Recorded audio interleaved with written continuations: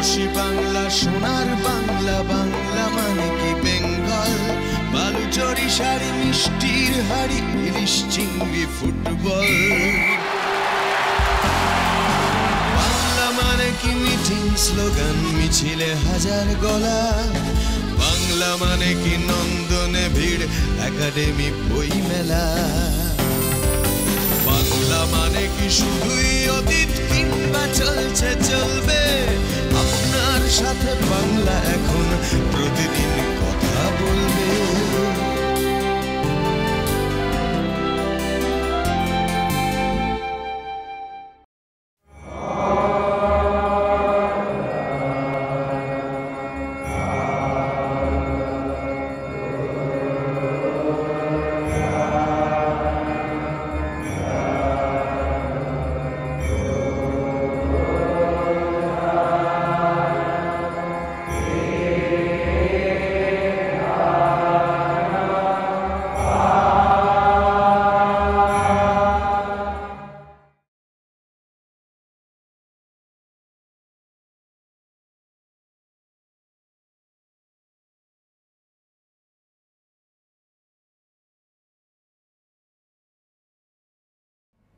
সুপ্রভাত।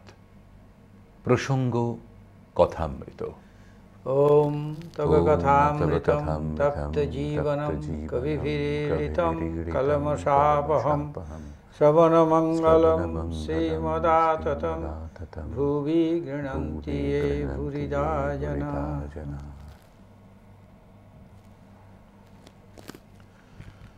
প্রসঙ্গ কথামৃতের পাতায় পাতায় ছড়িয়ে রয়েছে ঠাকুরের বিভিন্ন স্থানে যাওয়া, বিভিন্ন মানুষের সঙ্গে তার কথোপকথন, সেই সব কিছু। সিঁথিতে ব্রাহ্ম সমাজে শ্রী শ্রী পরমহংসদেব এসেছিলেন। সেখানে ব্রাহ্ম সমাজের উৎসব মন্দির। সিঁথির ব্রাহ্ম সমাজ দর্শন করতে এসেছিলেন তিনি। তারিখটা উল্লেখ করি, 28শে অক্টোবর 1882 খ্রিস্টাব্দে। দিনটা ছিল শনিবার। সেদিন আশ্বিন মাসের কৃষ্ণা দ্বিতীয়া তিথি। সেখানে আজ মহোৎসব। ব্রাহ্ম সমাজের ষান্মাসিক, তাই ভগবান শ্রীরামকৃষ্ণের নিমন্ত্রণ হয়েছে। এখানে বেলা 3টে-4টের সময় কয়েকজন ভক্তকে সঙ্গে নিয়ে গাড়ি করে এখানে তিনি দক্ষিণেশ্বরের কালীবাটি থেকেই শ্রীযুক্ত বেণীমাধব পালের মনোহর উদ্যানবাটিতে উপস্থিত হলেন। এই উদ্যানবাটিতে ব্রাহ্ম সমাজের অধিবেশন হয়ে থাকে। ব্রাহ্ম সমাজকে ঠাকুর বড় ভালোবাসেন। ব্রাহ্মভক্তগণও তাকে অত্যন্ত ভক্তি শ্রদ্ধা করেন। এর আগে শুক্রবার বিকেলবেলা খুব আনন্দ করতে করতে শিষ্যদের সঙ্গে শ্রীযুক্ত কেশবচন্দ্র সেনের সঙ্গে ভাগীরথী বক্ষে কালীবাড়ি থেকে কলকাতা পর্যন্ত ভক্তদের সঙ্গে স্টিমারে করে বেড়াতে এসেছিলেন। সিঁথি পাইকপাড়ার কাছে, কলকাতা থেকে মোটামুটি 1.5 ক্রোশ দূরে। এই উদ্যানবাটিটা অত্যন্ত মনোহর। স্থানটি অত্যন্ত নিভৃত, ভগবানের উপাসনার পক্ষে বিশেষ উপযোগী। উদ্যান স্বামী বছরে 2বার মহোৎসব করে থাকেন, একবার শরৎকালে আর একবার বসন্তে। এই মহোৎসব উপলক্ষে তিনি কলকাতা এবং সিঁথির নিকটবর্তী গ্রামের অনেক ভক্তদের নিমন্ত্রণ করে থাকেন। তাই আজ কলকাতা থেকে শিবনাথ শাস্ত্রী প্রমুখ ভক্তরা এসেছেন। তাদের মধ্যে অনেকেই প্রাতঃকালে উপাসনায় যোগদান করেছেন, আবার সন্ধ্যাকালীন উপাসনা হবে তাই প্রতীক্ষা করে রয়েছেন। বিশেষত তারা ঠাকুরের আনন্দমূর্তি দেখতে পাবেন। অপরাহ্নকাল এসে পৌঁছল। বাগানে তখন বহু লোক সমাকীর্ণ। কেউ কেউ লতা মণ্ডপের ছায়ায় কাঠের বেঞ্চিতে উপবিষ্ট, কেউ বা সুন্দর বাপিতটে বন্ধু সমভীপ বাহারে বিচরণ করছেন। অনেকেই সমাজগৃহে শ্রীরামকৃষ্ণের আগমনের প্রতীক্ষায় অনেক আগে থেকেই আসন অধিকার করে বসে আছেন। বাগানের প্রবেশদ্বারে পানের দোকান। প্রবেশ করে হঠাৎ করে মনে হয় যেন কোনো পুজো বাড়ি, বোধহয় রাত্রিতে যাত্রা কোনো অনুষ্ঠান হবে। চতুর্দিকে একেবারে আনন্দে পরিপূর্ণ। শরতের নীল আকাশে আনন্দ প্রতিভাসিত হচ্ছে। বাগানের বৃক্ষলতাগুলোর মধ্যে প্রভাত থেকেই আনন্দের সমীরণ বয়ে চলেছে।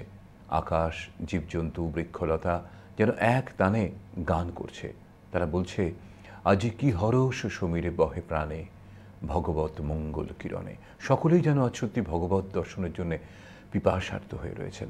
এমন সময় শ্রীরামকৃষ্ণ পরমহংসদেবের গাড়ি সমাজগৃহের সামনে এসে উপস্থিত হলো। সকলেই তাড়াতাড়ি উঠে দাঁড়িয়ে মহাপুরুষের অভ্যর্থনা করলেন। তিনি এসেছেন। সমস্ত দিকের লোক তাকে একেবারে মণ্ডলাকারে ঘিরে ধরেছে। সমাজগৃহের প্রধান যে প্রকোষ্ঠ, তার মধ্যে বেদি রচনা করা হয়েছে, সে স্থান একেবারে লোকে পরিপূর্ণ। সামনে দালান, সেখানে পরমহংসদেব এসে দাঁড়িয়েছেন, সেখানেও প্রচুর লোক। আর দালানের দুই পাশে দুটি ঘর, সে ঘরেও ভর্তি লোক। ঘরের দরজা দিয়ে উদ্গ্রীব হয়ে লোকে দেখছে। দালানে উঠবার যে সোপান, সেটা এক প্রান্ত থেকে আর এক প্রান্ত পর্যন্ত বিস্তৃত সোপান। সেই সোপানও একেবারে লোকে লোকাকীর্ণ। সোপানের একটু দূরেই 2-3টে গাছ, তার পাশে লতা মণ্ডপ, সেখানে কয়েকখানি কাঠের বেঞ্চি আছে। সেখান থেকেও লোকে একেবারে উদ্গ্রীব হয়ে, উৎকর্ণ হয়ে মহাপুরুষের দিকে দৃষ্টিপাত করছেন। সারি সারি ফল ফুলের বৃক্ষ, তার মধ্যে দিয়ে পথ, সমস্ত গাছ যেন তাদের সমীরণ ছড়িয়ে তাকে অভ্যর্থনা করছে। ঠাকুর পরমহংসদেব হাসতে হাসতে এসে আসন গ্রহণ করলেন। সমস্ত মানুষের চোখ একযোগে তার আনন্দমূর্তির ওপরে পতিত। যেমন কীরকম হয়, যতক্ষণ নাট্যশালায় অভিনয় আরম্ভ না হয় ততক্ষণ দর্শকবৃন্দের মধ্যে কেউ হাসে, কেউ বিষয়কর্মের কথা বলে, কেউ কেউ একা কিংবা বন্ধুদের সঙ্গে একটু পায়চারি করে, কেউ পান খায়, কেউ তামাক খায়। কিন্তু যে মুহূর্তে ড্রপ সিন উঠে গেল, অমনি সবার সব কথাবার্তা বন্ধ। অনন্য মন হয়ে লোকে তখন এক দৃষ্টে নাট্যরঙ্গ দেখতে থাকে। কিংবা যেমন নানা পুষ্প পরিভ্রমণকারী ষট পদবৃন্দ যাকে বলা যায়, সে মৌমাছি বা ভ্রমর যাই বলুন, একবার যখন সে পদ্মের সন্ধান পেয়ে যায়, সে অন্য সমস্ত ফুল ত্যাগ করে একেবারে পদ্মের মধু পান করতেই ছুটে আসে। সহস্র বদনে ঠাকুর শ্রীযুক্ত শিবনাথ শাস্ত্রী এবং অন্যান্য ভক্তদের দিকে দৃষ্টি নিক্ষেপ করে বললেন, এই যে শিবনাথ, দেখো তোমরা ভক্ত, তোমাদের দেখে বড় আনন্দ হয়। গাঁজাখোরের স্বভাব আর একজন গাঁজাখোরকে দেখলে ভারী খুশি হয়, হয়তো তার সঙ্গে কোলাকুলি করে। যাদের দেখি ঈশ্বর মন নাই, তাদের আমি বলি তোমরা একটু ওখানে গিয়ে বসো, অথবা বলি যাও বেশ বিল্ডিং দেখোগে, মানে রাসমণির কালীবাড়ির মন্দির। এ কথা শুনে সকলে হো হো করে হেসে উঠলেন। আবার দেখছি যে ভক্তদের সঙ্গে হাওয়াতে লোক এসেছে, তাদের ভারী বিষয় বুদ্ধি, তাদের ঈশ্বরীয় কথা ভালো লাগে না। ওরা হয়তো আমার সঙ্গে অনেকক্ষণ ঈশ্বরীয় কথাবার্তা কইছে, এদিকে এরা আর বসে থাকতে পারে না, ছটফট করছে, বারবার তাদের কানে ফিস ফিস করে বলছে কখন যাবে কখন যাবে।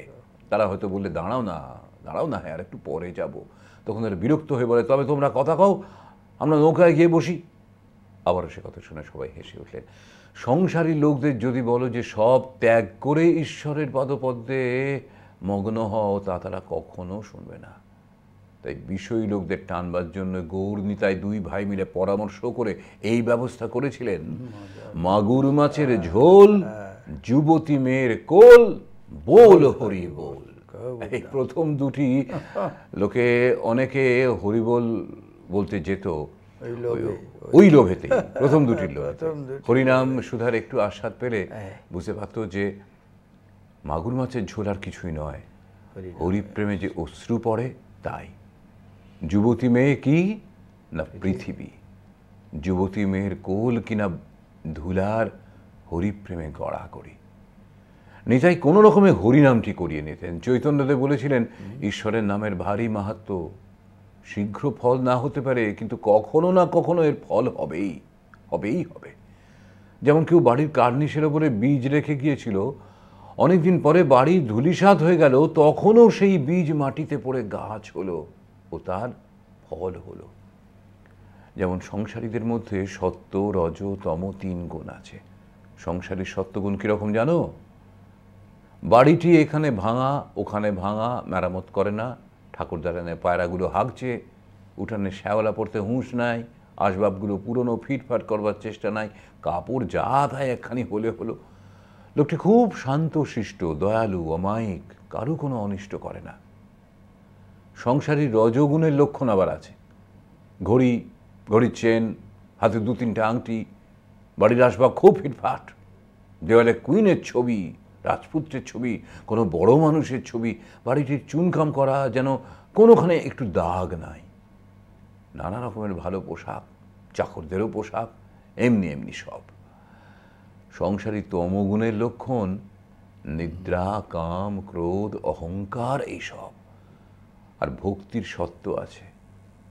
যে ভক্তে সত্যগুণ আছে সে ধ্যান করে অতি গোপনে, সে হয়তো মশারির ভিতর ধ্যান করে, সবাই জানছে ইনি শুয়ে আছেন, বুঝি রাত্রে ঘুম হয় না তাই উঠতে দেরি হচ্ছে। এদিকে শরীরের ওপর আদর কেবল পেট কলা পর্যন্ত, চলা পেট চলবে, পেট চলা পর্যন্ত, শাকান্ন পেলেই হলো। খাবার ঘটা নাই, পোশাকের আড়ম্বর নাই, বাড়ির আসবাবের জাঁকজমক নাই। আর সত্যগুণী ভক্ত কখনো তোষামত করে ধন লয় না। ভক্তির রজ থাকলে সে ভক্তের হয়তো তিলক আছে, রুদ্রাক্ষের মালা আছে, সেই মালার মধ্যে আবার একটি সোনার দানা। যখন পুজো করে গরদের কাপড় পরে পুজো করে। এই যে মানুষের নানা জনের নানা রকম প্রকার, এর যে কি চমৎকার বিশ্লেষণ উনি করেছেন। আসল কথাটা হচ্ছে এই আমরা এটা জানি সত্য, রজ, তম, এই তার প্রকাশগুলো কি কি? এই তিনটি গুণ দিয়েই জগৎ সৃষ্টি। সত্য, রজ, তমগুণ থেকে এই সব পঞ্চভূত, ক্ষিতি, অব, তেজ, মরুদ্গম, সেই দিয়েই আমাদের শরীর, মন, বুদ্ধি পর্যন্ত তৈরি হয়েছে। এসব ম্যাটার, এই বিজ্ঞানও বলবে এগুলো সব পদার্থবিদ্যা, পদার্থ। এগুলির পারে আছে স্পিরিট, স্পিরিচুয়ালিটি, কিন্তু তার প্রকাশ হয় এগুলির মধ্য দিয়ে। আসলে সেখানে সংসারী মানুষ যারা ভগবানের চিন্তা করে না, তাদের এই তিন গুণের প্রকাশ কেমন হয়? সাধারণ সংসারী ঠাকুর পরিষ্কার করে বললেন, সংসারী সাত্ত্বিক আছে, রাজসিক আছে, তামসিক আছে। কিন্তু সে যে ঈশ্বর চিন্তা করে তা নয়। ভক্ত সে কিন্তু তারও সত্য, রজ, তমগুণ আছে, তার মধ্যে প্রকাশটা কেমন করে হয়? সেও সংসারী মানুষ, কিন্তু সাত্ত্বিক ভক্ত যে হবে তার কোনো আড়ম্বর নাই। কিন্তু ওই লোকটি যদি ভক্ত হতো, সাত্ত্বিক সংসারী, সে ভক্ত হলে তার ওই লক্ষ্য নাই, নজর নাই, ঘরগুলো নোংরা টোংরা হয়ে পড়ে আছে। ভক্ত হলে পরে তার দোষ হয় না, সে তো ঈশ্বরে মন দিয়েছে কিনা। কিন্তু এ তো ঈশ্বরে মন দেয়নি, তা তো সংসারী হয়েছে, সংসারে কেন মন দেবে না? কেন ঘরদোর ফিটফাট রাখবে না, পরিষ্কার পরিচ্ছন্ন রাখবে না? ঠাকুরের উদ্দেশ্যই তুমি কোথায় আছো আগে নিজে ভেবে নেবে, সেই মতো চলবে। সংসারী সাত্ত্বিক আছে, রাজসিক আছে, তার অহংকার আছে, তার আছে ঘড়ির চেন টেন সব হাতে বাঁধা, লোকে দেখে বাবুর মতো তাকে দেখায়, এবার সেজে গুজে আছে, সংসারী। কিন্তু সে যদি ঈশ্বর চিন্তা করত, তাহলে শুধু সংসারের দোষে সে দোষ হতো না, একটু ঈশ্বরের দিকে মন হতো তার। হলো না। সংসারী আর ভক্ত বলছেন, ভক্তরও এসব আছে, তারও আছে, সেও এরকম লোকটোক দেখাতে চায়, রাজসিক ভক্ত। সাত্ত্বিক ভক্ত বললেন তার বাবু ঈশ্বরের মন, ঘুম থেকে উঠতে দেরি হয়, ভগবানের চিন্তা করে বলে, সে তমগুণই নয়। লোকে দেখলে মনে করবে ঘুম ভাঙছে, নিদ্রা, আলস্য, এগুলো তমগুণের লক্ষণ। এই তিনটি ভাগ করলেন। ভক্ত তার সাত্ত্বিক ভাব, আসবাবের কোনো আড়ম্বর নাই, কিচ্ছু নাই, খাওয়া দাওয়া, এই পেট চলা, শাকান্ন হলেই হলো, ডাল ভাত খেয়ে তার সময়টা কিসে সে ব্যয় করে? ঈশ্বর চিন্তায়। কারো অনিষ্ট করে না, কিছুই নয়, সে ভালো মানুষ। ভক্তের রজগুণ হচ্ছে সেই ভক্তি দেখাবে, ঈশ্বরের উপাসনা করে সে। এই যে গলায় রুদ্রাক্ষের মালা, তার মধ্যে একটি করে সোনার দানা আছে, বলছে পূজা করতে বসবে, তিলক টিলক সব আঁকবে, আর গরদের কাপড় পরবে, রজগুণ। দোষ নেই রজগুণে, যেহেতু সে ঈশ্বরের উপাসনা করছে। আর কিন্তু তার আড়ম্বরটা বেশি, আভিজাত্যের ছোঁয়া বেশি। তারও তম আছে। তম কীরকম তম? তমগুণের সংহার, কাম, ক্রোধ এসব আছে।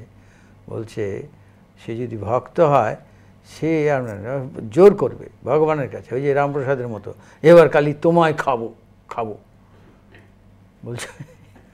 বলছে মুন্ডমালা কেড়ে নিয়ে অম্বলে সম্বরা চড়াবো। ভক্তি আমাকে তুমি দেখা দিবে না? দিবে না কেন? মারো, কাটো, লোটো, এইসব আছে।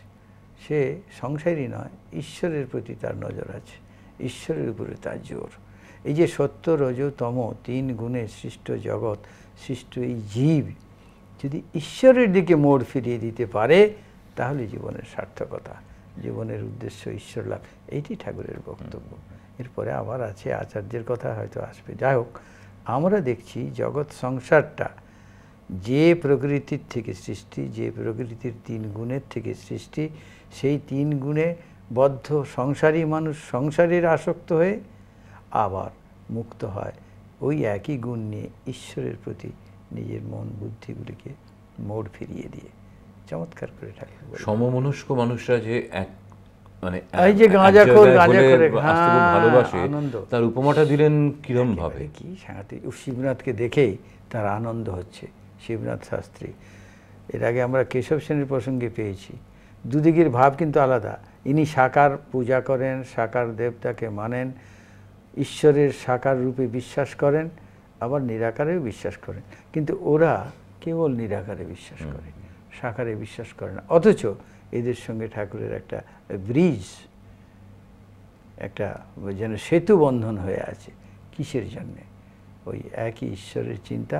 তারা যেভাবেই করুক না কেন, নির্গুণ নিরাকারের সাকারে বিশ্বাস করে না, নির্গুণ নিরাকারে বিশ্বাস করে। একটা তো কিছু বিশ্বাস করে, একটা তো অবলম্বন। এই হলো শ্রীরামকৃষ্ণের সঙ্গে সম্পর্ক। মানে সেখানে তুমিও গাঁজাখোর তো আমিও গাঁজাখোর। গাঁজাখোর ঈশ্বর চিন্তা, ওইটাই আমাদের নেশার বস্তু, ওইটাই একমাত্র লক্ষ্য বস্তু।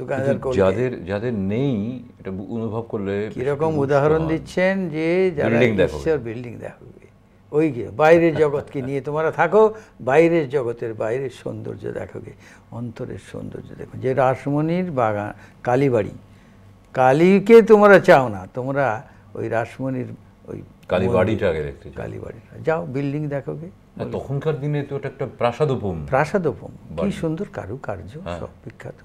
তখনকার কতখানি প্রশস্ত জায়গা। বলছেন এইগুলিতে ভুলে থাকতে চাও তো যাও, দেখোগে। এদিকে ঈশ্বর প্রসঙ্গ হচ্ছে, তারপরে যে কখন যাবে কখন যাবে বলছেন, বারবার তাদের বিরক্ত করছে। বলছে আরে তাদের ইন্টারেস্ট আছে, ভগবানের প্রসঙ্গ, ঈশ্বর প্রসঙ্গ ভালো লাগছে, ঠাকুরের কথা শুনছে, তারা বলছে আরেকটু পরে যাবো, আরেকটু পরে যাবো। তারা বলছে আসলে আমাদের মনকে যাচাই করতে হয় যে আমার ইন্টারেস্টটা কোথায়, ঈশ্বরের দিকে আছি না বাইরের জগতের দিকে আছি। আপাত দৃষ্টিতে উপনিষদের ঋষি বলছেন, পরাঞ্চি খানে বত্রিণত স্বয়ম্ভুস তস্মাৎ পরাং পশ্যতি ন অন্তরাত্মন। আমাদের এই খানি মানে ইন্দ্রিয়গুলিকে ঈশ্বর সৃষ্টি করেছেন তার প্রকৃতির থেকে, যেন বাইরে বহির্মুখ করেই সৃষ্টি করেছেন। তাই বহির্জগতের দিকেই তাদের নজর, তাদের আকর্ষণ ইন্দ্রিয়গুলির, ইন্দ্রিয় ভোগ্য বস্তু বিষয়ে।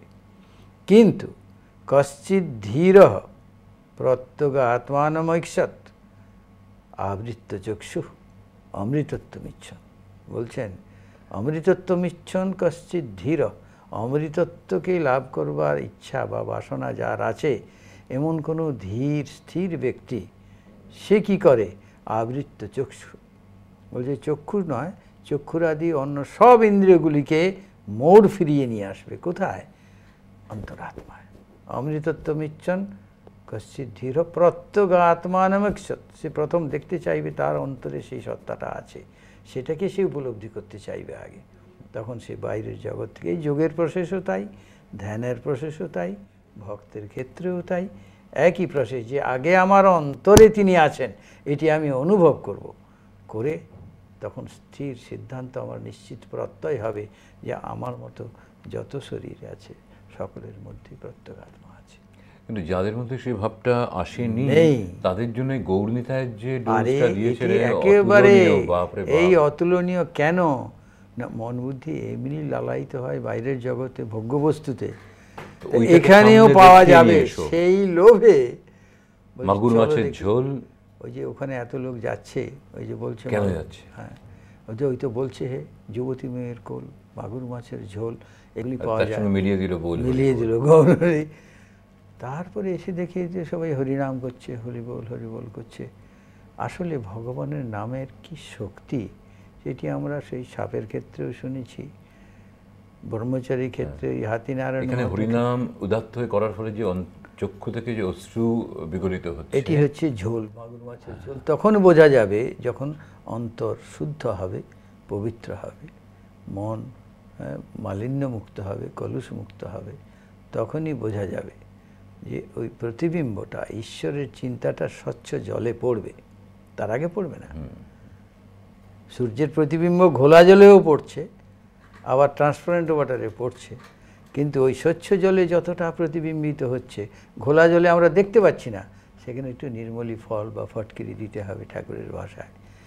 এই ভগবানের নাম বলে জোশো করে হরিনাম, হরিনামটাই হচ্ছে যেন এই মলিন বা কলুষযুক্ত মনের ময়লা ছাড়িয়ে দেবে, স্বচ্ছ করে দেবে ফটকিরির মতো। তাই যেমন করে হোক হরিনাম করো, যেমন করে হোক ভগবানের নাম করো, ঈশ্বর চিন্তা করো।